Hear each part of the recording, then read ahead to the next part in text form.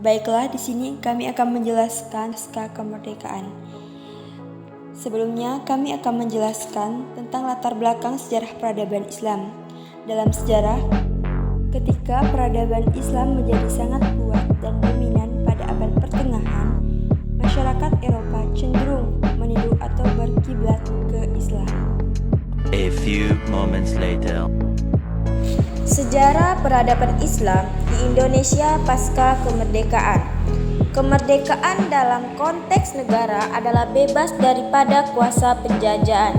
Islam melihat arti kemerdekaan meliputi soal kenegaraan dan individu.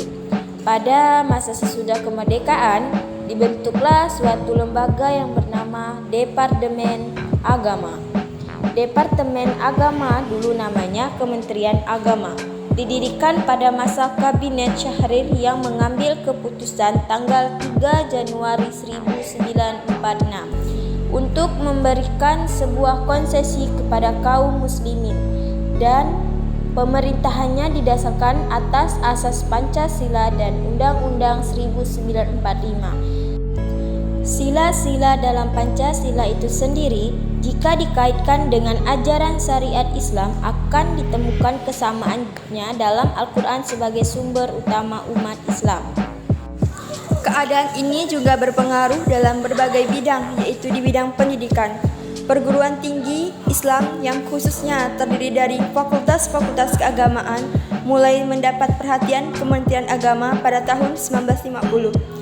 Pada tanggal 26 September 1951, secara resmi dibuka perguruan tinggi baru dengan nama Perguruan Tinggi Agama Islam Negeri atau PTIN di bawah pengawasan Kementerian Agama. Pada tahun 1957 di Jakarta didirikan Akademi Dinas Ilmu Agama atau ADIA. Akademi ini dimaksudkan sebagai sekolah latihan bagi para pejabat yang berdinas dalam pemerintahan dan untuk pengajaran agama di sekolah. Pada tahun 1960, PTIN dan ADIA disatukan menjadi Institut Agama Islam Negeri atau IAIN, juga di bawah Kementerian Agama. Pada tahun 2022, IAIN Syarif Hidayatullah merubah menjadi UIN, Universitas Islam Negeri Syarif Hidayatullah, yang di dalamnya menyelenggarakan pendidikan selain fakultas-fakultas agama, juga membuka program pasca sarjana. Yang kedua, Majelis Ulama Indonesia atau MUI. Pertama kali Majelis Ulama Indonesia berdiri pada masa Soekarno. Setelah keamanan sudah pulih dari pemberontakan DITTI tahun 1961, Majelis Ulama ini bergerak dalam kegiatan-kegiatan di luar persoalan keagamaan seperti dakwah dan pendidikan.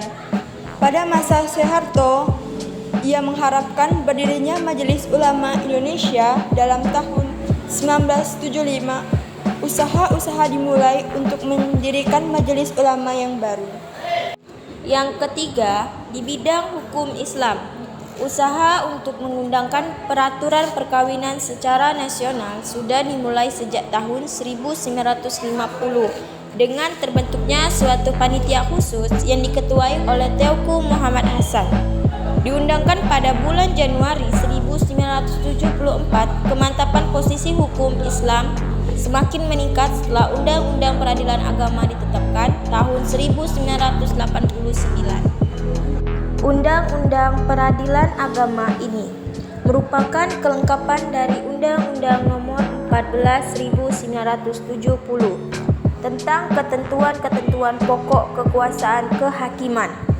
Dalam pasal 10 ayat 1 Undang-Undang Nomor 14.970 disebutkan, kekuasaan kehakiman dilakukan oleh pengadilan dalam lingkungan.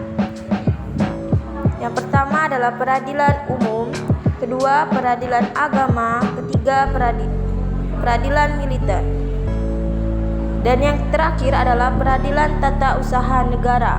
sebagai suatu undang-undang pokok. Undang-Undang Nomor 14 1970 memerlukan undang-undang lain untuk mengatur 4 lingkungan peradilan yang diundangkan dalam undang-undang itu.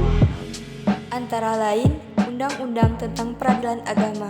Berkenaan dengan itu, Ismail Sunni mengatakan bahwa selama Orde Baru ada 3 undang-undang yang merupakan tonggak-tonggak penting bagi umat Islam, yaitu Undang-Undang No. 14 tahun 1970, Undang-Undang No. 1 tahun 1974, dan Undang-Undang No. 7 tahun 1989.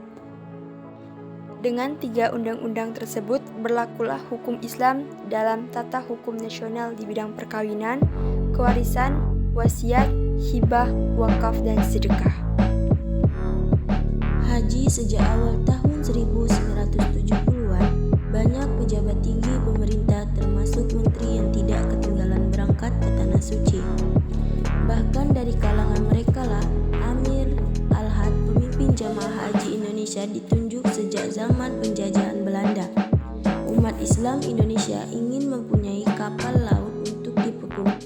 Dalam penyelenggaraan perjalanan haji, iuran dikumpulkan saham, tetapi selama zaman jajahan keinginan ini tidak terwujud. Setelah Indonesia merdeka, usaha ini dilanjutkan pada tahun 1950. Sebuah yayasan, yaitu Yayasan Perjalanan Haji Indonesia, yang didirikan di